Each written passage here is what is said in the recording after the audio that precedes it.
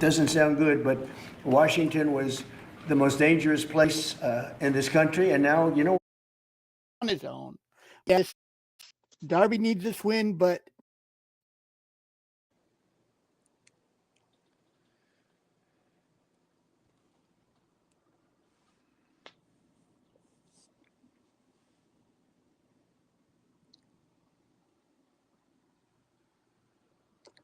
Welcome everyone to NoDQ.com's live panel predictions video for AEW Wrestle Dream 2025. Wrestle Dream will take place in a classic wrestling city, which is St. Louis, Missouri.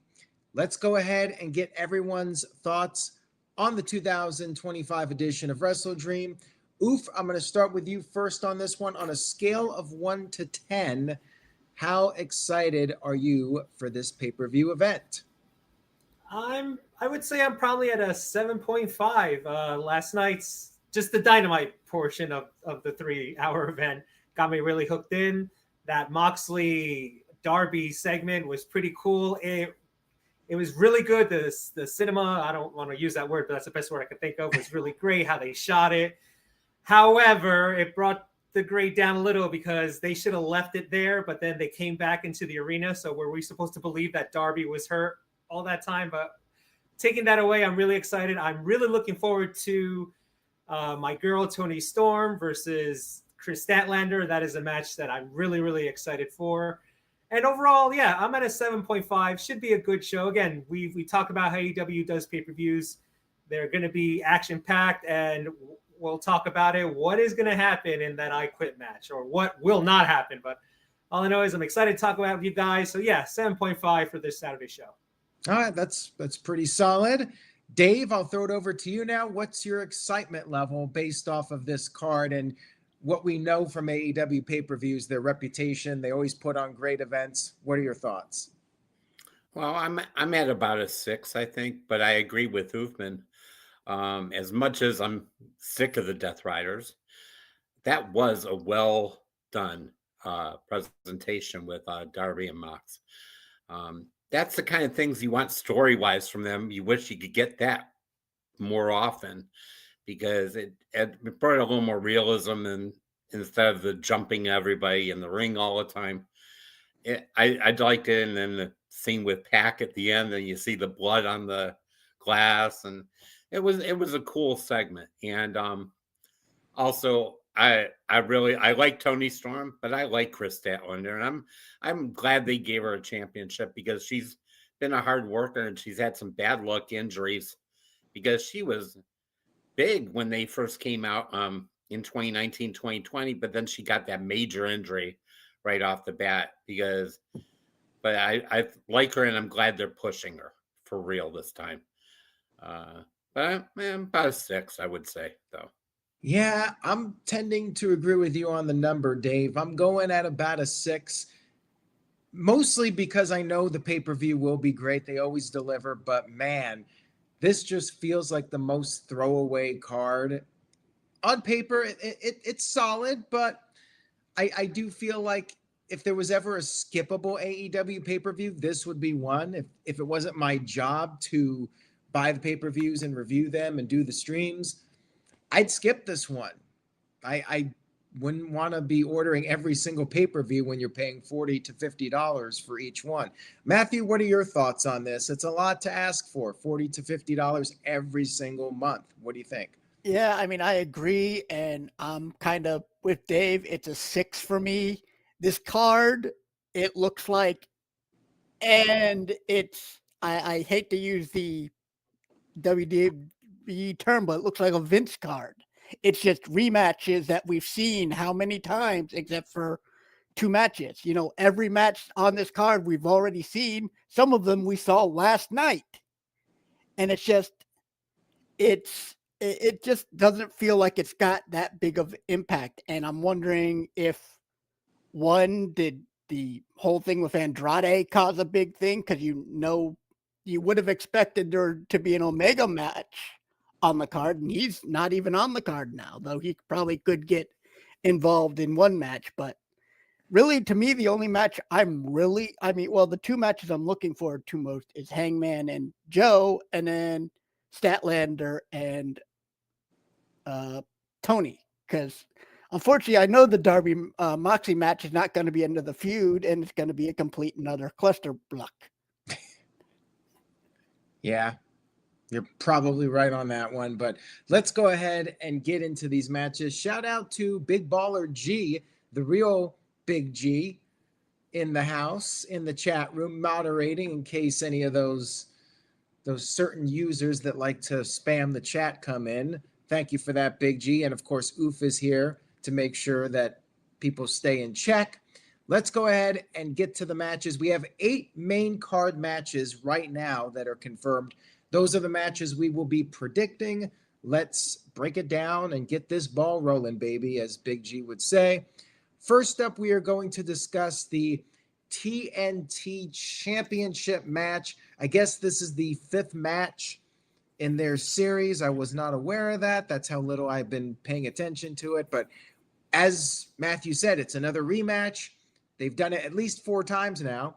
We got Kyle Fletcher versus Mark Briscoe. Kyle defending against Briscoe, who's coming off of a little bit of a momentum run as of late. He did beat MJF, and that was arguably the biggest win of his career. So can he keep the momentum going against Kyle Fletcher and win the TNT Championship? Could Kyle potentially drop it and move on back into the world title picture? What do you guys think about this one? Or will Kyle hold on to it for a bit longer and then eventually get into the world title picture?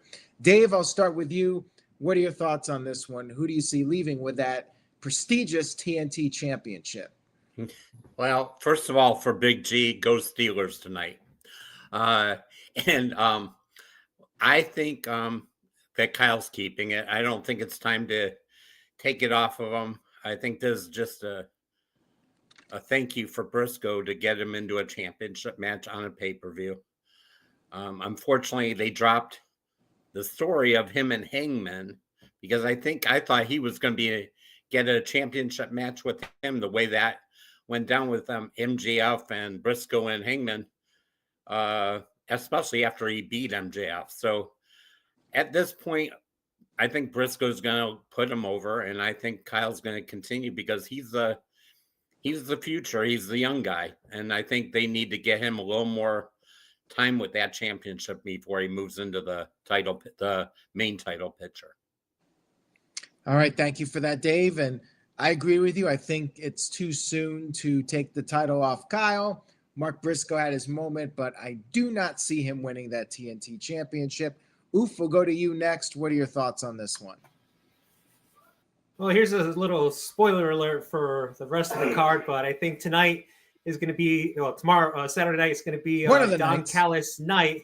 One of these nights is going to be it's going to be the Don Callis night. Yeah, I'm with Dave and you, Aaron. Kyle Fletcher, he's the future. He's got the belt. He's got Sky Blue. I mean, he's winning in life. It's going to be a good match, going to be competitive, but like I said, a little spoiler, it's going to be a good night to be the Callis family. So Kyle Fletcher will retain his TNT championship. Again, still should be an entertaining match.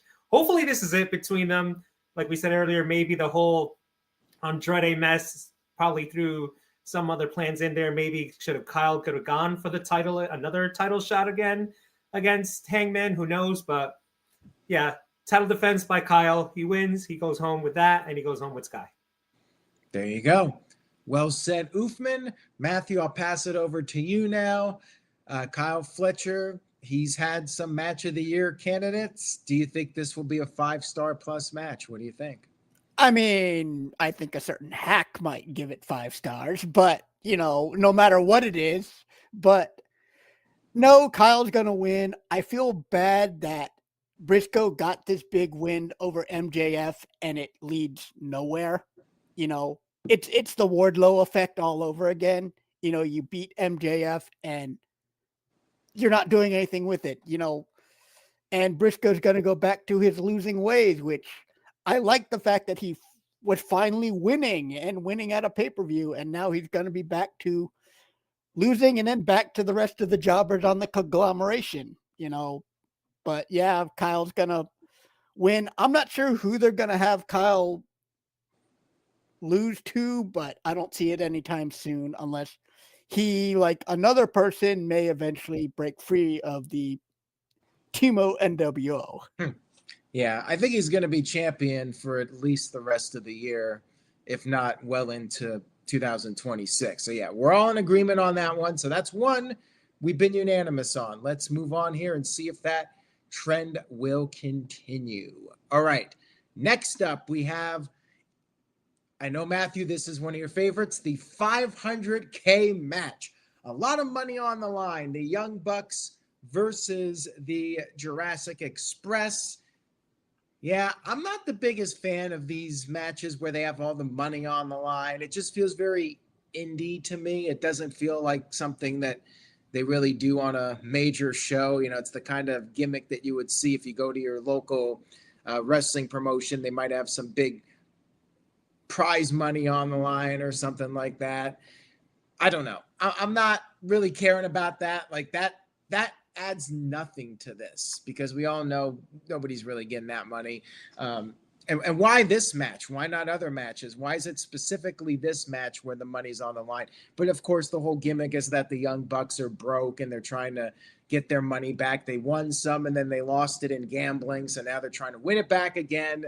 I don't know. This match didn't need the whole money gimmick as far as I'm concerned. Like it could have just been, a grudge match with these guys. The money thing actually takes it away a little bit, in my opinion. Matthew, I'll go right back to you on this one. Jack Perry, big match after coming back. Do you think the Jurassic Express will win, or will Rod and Todd somehow sneak by with the victory? Well, I could say this is probably the match I care about the least. It's got 3 people I can't stand in it. The only person I would want to see have any success is Luchasaurus. The other 3, we know why they don't deserve anything good. But the weird thing is, I don't see the Bucks. This would be the Bucks' 3rd loss in a row at a pay-per-view, I think. So it's kind of weird, but they're trying to make Perry the good guy now. And it would be weird to have them lose their first match back. But I said that last pay-per-view with Darby, and they had Darby lose his first singles match back. So I'm not sure, but I'm going to say maybe with help from Omega, the Jurassic Express win. Because, right. There's that little bit of camaraderie, and, Perry did take a shot for Omega last night. So, yeah, I'm going to say that Jurassic Express win, probably with help from Omega. And it's probably going to continue this. We're friends, we're not friends, we're friends, we're not friends for all eternity. Yeah, because right now Omega's got no feud. His guy Andrade might be gone for a while. We heard all those reports about Andrade, but we'll talk about that another stream.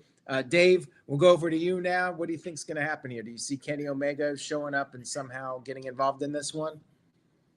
Well, as much as I don't like Rod and Todd as much as Matthew, I really think this match and another tag match we'll talk about in a little while are going to have an effect with each other. I think the Young Bucks are winning because I think it's going to lead to something, their championship match, because eventually this is going to lead back to Edge and Christian, or whoever you want to call them, facing a heel team for the championships. And I just think the Young Bucks are winning this match. All right, there you go. We're different on this one. We're not going to have the same answers. Oofman, you're up next. What do you think? Well, the whole money thing, if you recall, the Young Bucks went to Tony Khan pleading to put the money on the line. He obliged. I've been liking this whole poor Bucks thing. I'm not gonna lie, this storyline has gotten my attention. The whole I forgot which one of the Bucks went to the casino, blew it all. It's kind of hilarious. I am laughing. When they were down on their luck, when they first lost EVP titles, the Trons to the music to the ring announcement has been hilarious. So I've been entertained. But this match I think, was made for for Rod and Todd to win. They're my choice. I'm picking the Young Bucks winning this, because if Jurassic Express do win, the whole gimmick is the money. So what? The Bucks will just continue to be poor. But I think if they win the money, the skits will return. I think it's Matt, or is it Matt or Nick? Whichever one it is that can't handle his finances. I think the shtick will go on. Really, what is the dinosaur going to do with $250K? Come on. So I think this match is made for the Young Bucks to win. Also, as far as Jack Perry goes, even though he is, like Matt said, he is a babyface, he's still wearing the clothes of the scapegoat. So just keep that in mind. But as far as this match goes, yeah, Rod and Toddster, they get the dub. Yeah, I think I'm going to agree on that. Rod and Todd win here. I just feel like they've done all they can do with the poor Young Bucks. We've seen them in all these situations with the Titantron being changed, the music being changed. Like it had a good run, but I really don't think there's enough material there to keep it going. I think it's time to let them win the money, and then they're back to just being the normal Young Bucks. But we'll see. I mean, Jurassic Express, it is their big match back as a team. So yeah, this is probably one of the more difficult matches on the card to predict. And I do think it could go either way, but I'm going to lean towards Rod and Todd winning. Rod and Todd win, LOL. But hey, if Jurassic Express win, cool. Whatever. I'm